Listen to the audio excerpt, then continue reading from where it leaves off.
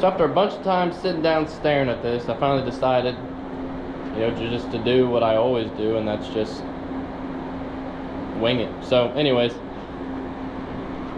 I had the body sitting on there as you've seen, and this is relatively where I want it, but it could go back 2 inches or it can go forward 2 inches, and it wouldn't screw up the way the body sits on it. Then it wouldn't screw up anything. So this is a safe bet that I can fixate something from there to there, which I mimicked with the string to get me the angle, and using the angle finder, holding it against this bar, and I was able to mark the angle of the pipe that I need to cut, which is already marked here. So basically I just want to go ahead and get both these cut and bring them over, figure out where I want to put them relative on this frame, measure off the center point over, and I know I want to go as far as I can over this way to hopefully tie a shock into it as well, and also still give me enough room for my suspension to go up and down. So that's now the hard part, which I think there's plenty of room for the suspension, but that's something we're just gonna see what happens. So right now I just need to get this tube up in here to get it cut and then do my angles. So that's kind of what's next on the agenda, is to get this guy cut, angles cut, get both of them identical, and then start tacking them onto this framework. And once I get this part tacked on, then I can measure off my center line from here as well, and then come over to make them identical. So I mean, I got a good game plan of getting the frame kind of started, and I'm not sure about the pinion angle yet, and I don't really want to do too much to it yet until I do some more reading on some forms. But at least know if I have this where it's at, I left a shim spacer underneath. If I had to angle it for any reason, I can always take the slop out with the brackets that I weld onto this frame and drill holes through. So I'm not too concerned about the pinion angle quite yet. I'm hoping that it's relatively close now, but I got to do some more studying on that. But I'm gonna go ahead and get these pipes cut and start laying them in, and hopefully getting the tacked here soon.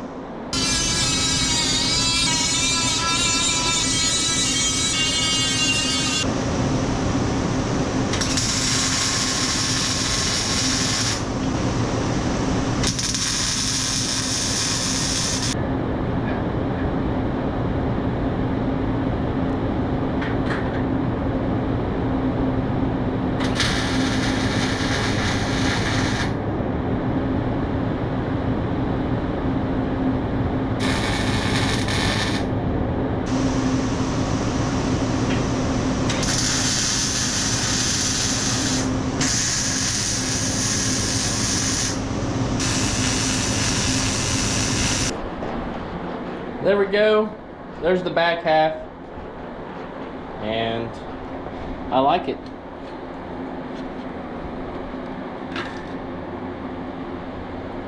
Try to prove to some people that it is level.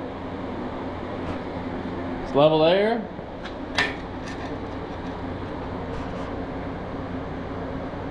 She's level there. She's level there. So right now, we're super good. Super duper good.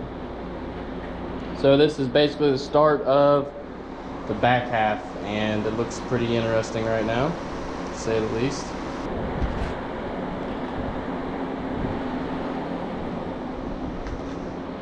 Back on the buyer's SR100, and right now I'm trying to get the rear frame mounted to the bat wings.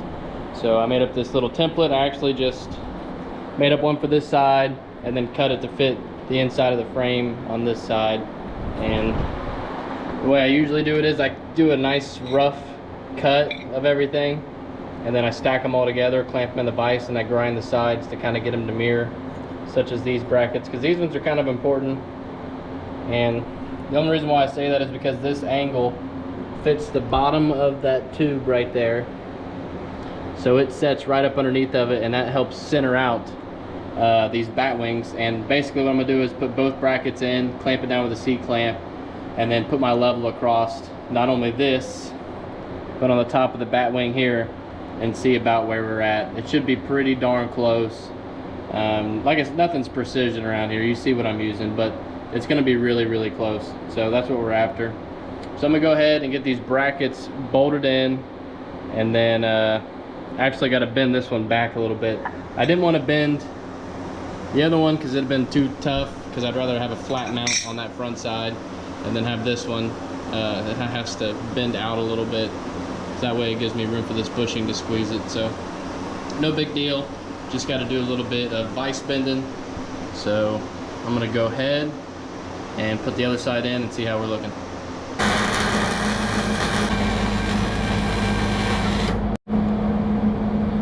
Alright, got my offset brackets made, and let's see what they look like.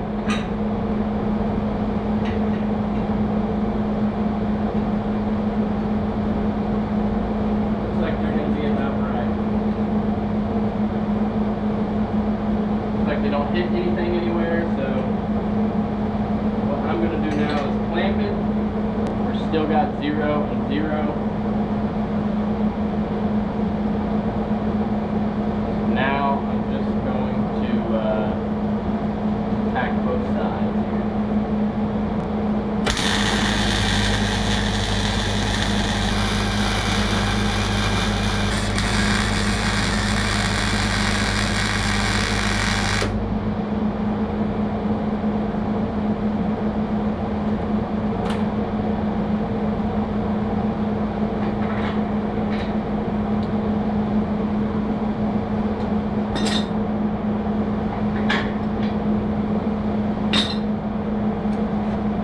Got it. Both sides are now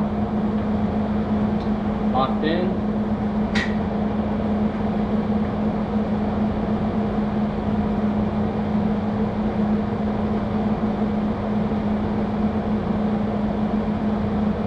So when I first let it down, it was at 0. Now it's at 0.2. So that is less than a degree of air. So that's pretty dang good. Actually, now that I say that, that's at 0.2, and that's at 0.2, so it's perfectly level.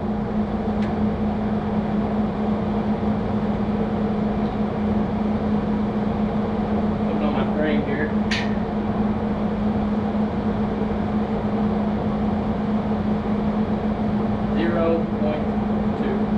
So that's level, and the bat wing's level.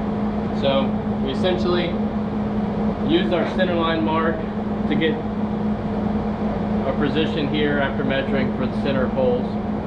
So went off that on each side, marked our tube here where the center line was, dropped it down, lined it up with that.